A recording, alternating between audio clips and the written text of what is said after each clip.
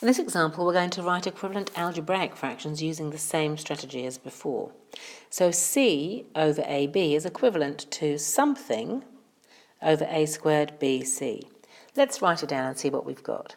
So c, a, b, they can't be broken down anymore into any kind of factors, but a squared can be written down as a times b times c. And then we can compare our original fraction with what we seem to have in the equivalent fraction. In the original fraction we had an a and a b.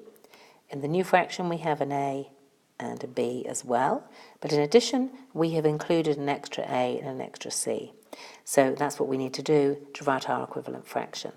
So in our original fraction we had a c, but now we've got an extra a and a c.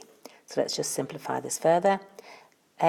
C times c can be written as c squared, and usually we write the lowest letter of the alphabet first. So a c squared over a squared b c.